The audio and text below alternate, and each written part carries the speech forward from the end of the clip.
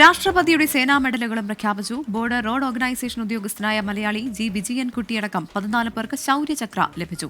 ബൽറാം നെടുങ്ങാടിയാണ് ഡൽഹിയിൽ നിന്ന് കൂടുതൽ വിവരങ്ങളുമായി ചേരുന്നത്. ബൽറാം, മലയാളികൾക്കടക്കം ഒരുപാട് പേർക്ക് ഈ അഭിമാന നിമിഷം കൂടിയാണിത്. പത്മ പുരസ്കാരങ്ങൾ പ്രഖ്യാപിക്കുമ്പോൾ എങ്ങനെയാണ് ഈ പുരസ്കാര നേട്ടം?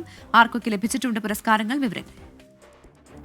റിപ്പബ്ലിക് ദിനത്തോടനുബന്ധിച്ച് 2025 പത്മ പുരസ്കാരങ്ങൾ പ്രഖ്യാപിച്ചിരിക്കുകയാണ്. ഈ പട്ടിക പ്രഖ്യാപിക്കുമ്പോൾ മലയാളികളെ സംബന്ധിച്ചിടത്തോളം അഭിമാനിക്കാൻ ഏറെയുണ്ട്. പ്രത്യേകിച്ച് മലയാളികളുടെ സ്വന്തം സാഹിത്യകാരൻ MT വാസുദേവൻ നായർക്ക് പരമോന്നത പുരസ്കാരമായ പത്മവിഭൂഷൺ പുരസ്കാരം ലഭിച്ചിരിക്കുന്നു. മരണാനന്തര ബഹുമതിയായാണ് അദ്ദേഹത്തെ ഈ പുരസ്കാരം നൽകി ആദരിച്ചിരിക്കുന്നത്. ഒപ്പം മറ്റ് 7 പേരും ഇത്തവണ പത്മവിഭൂഷൺ പട്ടികയിൽ ഇടം പിടിച്ചിട്ടുണ്ട്. കൂടാതെ പത്മഭൂഷൺ പുരസ്കാരം കായിക മേഖലയിൽ നിന്നും മലയാളിയായ PR ശ്രീജേഷ്, ഹോക്കി താരം PR ശ്രീജേഷിന് ലഭിച്ചിരിക്കുന്നു. ആരോഗ്യ മേഖലയിൽ നിന്നും ജോസ് ചാക്കോ പെരിയപുരവും പത്മഭൂഷൺ പുരസ്കാരത്തിന് അർഹനായിട്ടുണ്ട്. 2 പേരാണ് ഈ പത്മഭൂഷൺ 19 പേരടങ്ങുന്ന പട്ടികയിൽ മലയാളികളായി ഉൾപ്പെട്ടിട്ടുള്ളത്.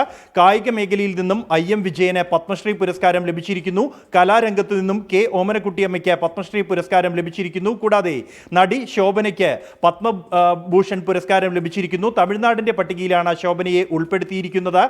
ഒപ്പം തന്നെ തമിഴ്നടൻ അജിത്തിന് പത്മഭൂഷൺ പുരസ്കാരം ലഭിച്ചിട്ടുണ്ട്. നടൻ ജിതിൻ ഗോസ്വാമിക്ക് പത്മഭൂഷൺ പുരസ്കാരം ലഭിച്ചിരിക്കുന്നു. രാഷ്ട്രീയ രംഗത്തു നിന്നും മനോഹർ ജോഷിക്ക് പത്മഭൂഷൺ പുരസ്കാരം മരണാനന്തര ബഹുമതിയായി ലഭിച്ചിട്ടുണ്ട്.